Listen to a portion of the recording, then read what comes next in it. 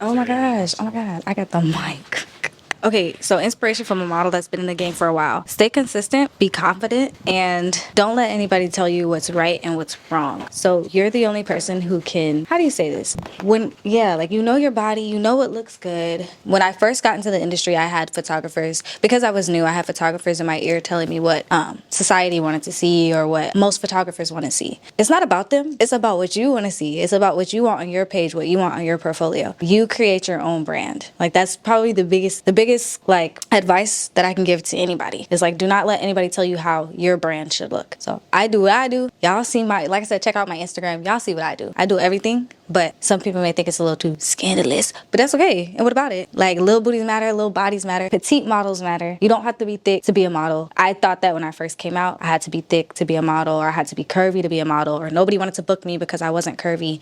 But that's not true. That's not true at all, because a lot of people want, like, you know, slim. Ain't nothing wrong with being slim. Ain't nothing wrong with being slim. Do you have anything to say, Joshua?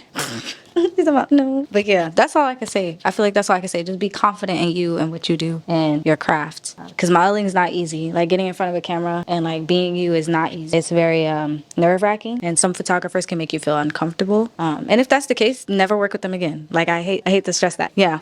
The ones that don't say anything behind the cameras, the ones that don't hype you up, the ones that don't help you pose, don't work with them if they make you feel some type of way. Your photographer, like he was saying, is supposed to have fun with you, to make you feel comfortable, to make you feel safe, to give you the vision that you want. Like I used to go to photo shoots and I used to have a vision, and I used to tell them like, this is what I want, this is what I want it to look like. And because they, how do you say it? Because they wanted to film something else, or they wanted it to be more scandalous, that they just kind of disregarded everything I said and posed me the way they wanted to pose me, or made me wear whatever they wanted me to wear, or oh, I don't like that outfit, maybe take that off and show this. Immediately no, those are red flags. Red flags, red flags, red flags. And I think he should do a video, if he hasn't done a video, on red flags and photographers.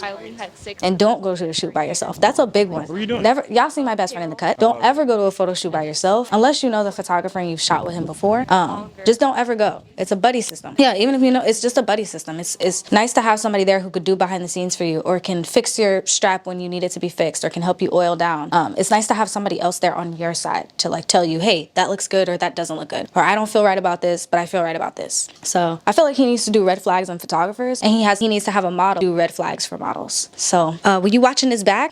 I made that idea. I made that idea, but I'll wait for him to play this back so he knows what I just said. Period.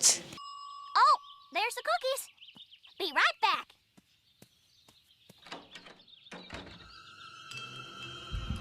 I don't need it. I don't need it. I definitely don't need it.